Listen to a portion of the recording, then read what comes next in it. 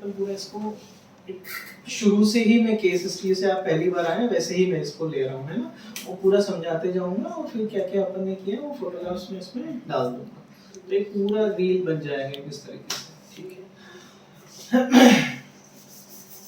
बच्चों के दांतों में जो चोट लग जाती है, स्पेशली दूध के दांतों में चोट लग जाती है, तो पेरेंट्स उसको ऑलमोस्ट अनदेखा कर देते हैं ना। ऐसा ही कुछ हमारे पास एक केस है जिसमें एक लॉन्ग हिस्ट्री है पुरानी जिसमें चोट लगी है, वही हम डिस्कस कर रहे हैं। और मेरा बहुत बड़ा थैंकफुल है पेरेंट्स के लिए कि वो इस तरह के कंसेंट उन्होंने दिया इस केस को डिस्कस करने के लिए। तो हमारे पास एक 7 इयर्स की एक बच्ची है और पेरेंट्स का हिस्ट्री है कि फरवरी 2021 में चोट लगी है ना, साइकिल से वो गिर जाती है और उसका एक दूध का दांत टूट जाता है। मैम वहां से मुझे थोड़ा सा एक बार ब्रीफ कर दें तो मैं इसको आगे एक्सप्लेन कर दूं। सर फरवरी में जब ये गिरी थी तो इसका दूध का दांत आ गया था, वो टूट गया, फिर उसका मतलब पक्का दांत दिया गया था। हाँ, दूध का दांत टूटने के बाद पकवान वाला टीथ आ गया था उसमें। फिर जैसे साइकिल से इसको चोट लगी तो वो टीथ है ना उसको वो टूट गया था, तो दूध का दांत तो टूट गया और जो पक्का दांत डबल दिख रहा था आपको वो गायब हो गया। तो आपको लगा कि ये पक्का दांत भी चला गया। ठीक है, और वो अंदर चला गया था। देन आप एक डेंटल ओपिनियन के लिए जाते हैं, डॉक्टर ने आपको अश्योर किया, ये बहुत अच्छा रहा कि आप इमीडिएटली गए। तो ये एक और सलाह है कि जब भी बच्चों को चोट लगे, इस तरह से कोई दांत उखड़ के बाहर आ जाए या कोई टुकड़ा उसका टूट जाए, तो तुरंत नजदीकी डेंटिस्ट के पास पहुंचना चाहिए, है ना। तो ये बहुत अच्छा किया डॉक्टर ने, शायद एक्सरे लेके वहां पे आपको अश्योर किया कि दूध का पक्का दांत अंदर है, बट वो अंदर धस गया, जिसको इंट्रूजन बोलते हैं हम लोग, है ना, धस जाने की कंडीशन को इंट्रूजन बोलते हैं।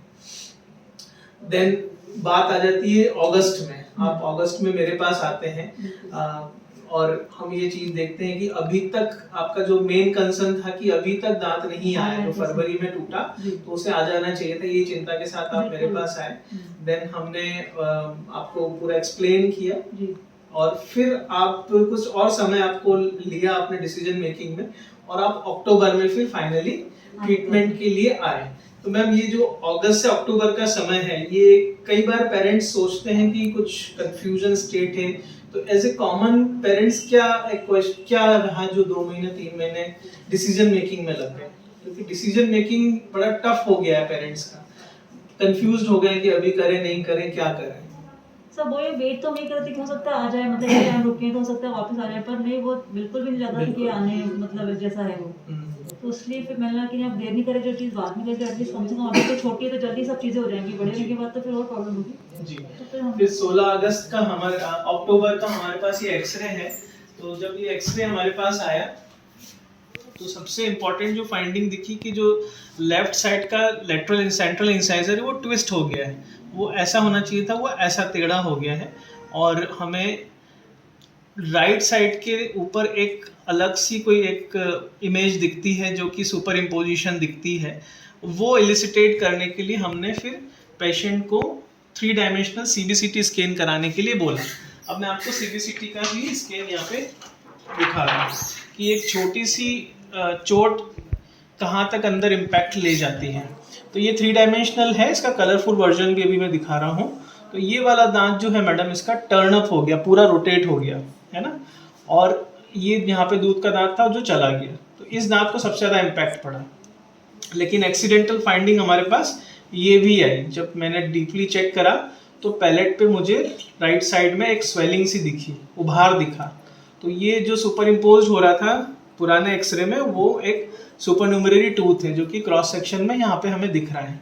और डिटेल से इसको समझाऊंगा मैं CBCT में, जैसे यहाँ पे ये दिख रहा है इसमें, है ना।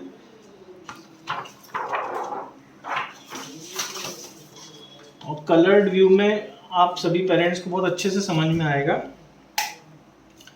ये दांत तो ट्विस्ट हो गया मैडम, है ना, इसका जो अंदर धस गया था, इसके आसपास की बोन भी डैमेज हो गई थी। तो ये एक तो ये हो गया, दूसरा ये पैलेट पे अपने को ये यहाँ पे दिख रहा है सुपरन्यूमररी टूथ जो कि उल्टा है और पीछे नाक की तरफ जा रहा है ना।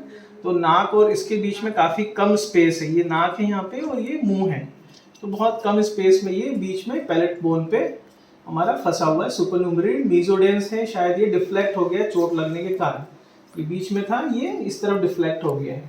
तो ये भी हमें आगे सर्जिकली इसको मैनिपुलेट करना होगा।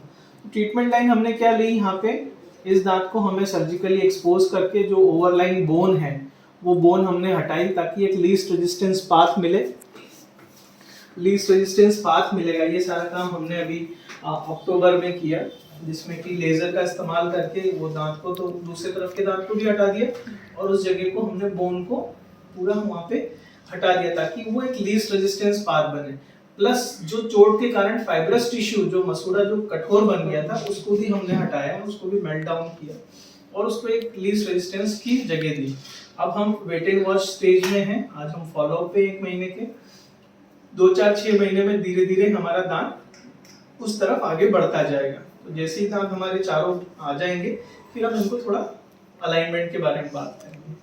तो मैसेज सिर्फ यही है कि कोई भी चोट हो उसको नजरअंदाज ना करें, सिंपल से एक विजिट करें, डॉक्यूमेंट करें उस चीज को जो कि आपने किया, वेरी गुड, अप्रिशिएबल है वो एक्ट। हर पेरेंट को डॉक्यूमेंट करना है, भले कोई दांत गिर के नीचे आ जाए या नहीं आ जाए, भले कोई भी डैमेज नहीं हो फिर भी वो परमानेंट दांत की को डैमेज करता है, क्योंकि परमानेंट दांत जो है वो बहुत छोटा बना होता है, उसकी जड़ें नहीं बनी हुई होती, तो छोटी सी चोट उस गेंद को घुमा देती है।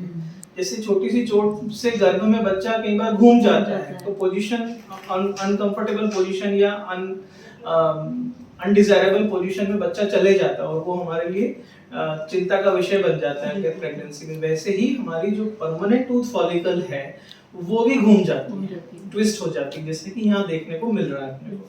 तो इन चीजों को डॉक्यूमेंट करें। सभी पेरेंट्स से यही मेरी एक अपील है कि 2-3-4 साल के आसपास बच्चों को काफी चोट लगती है, उसके बाद जब ये 6-7 साल के होते हैं तो साइकिलिंग वगैरह इस तरह की स्केट्स या स्पोर्ट्स एक्टिविटीज इसमें काफी बच्चे इन्वॉल्व होते हैं, तो कहीं ना कोई चोट लगती ही लगती है। 80% बच्चों को 5 साल की एज में कोई ना कोई छोटी बड़ी चोट लगती ही लगती है। इस वीडियो के साथ में मैं कोशिश करूंगा कि इंटरनेशनल गाइडलाइन जो है ट्रॉमेटोलॉजी की, उनके रेफरेंस आर्टिकल्स के भी लिंक्स डाल दूं या पोस्टर्स डाल दूं, तो आप जरूर देखना उसको। आपने ये इंटरव्यू रिकॉर्ड किया एजुकेशनल पर्पस के लिए, उन पेशेंट्स को एक ओपिनियन बनेगा कि बच्चों में चोट लग जाए तो हम क्या क्या चीजें देख सकते हैं, उसके क्या क्या इम्पैक्ट्स हो सकते हैं। तो इसके लिए बहुत बहुत धन्यवाद। Thank you sir, thank you sir.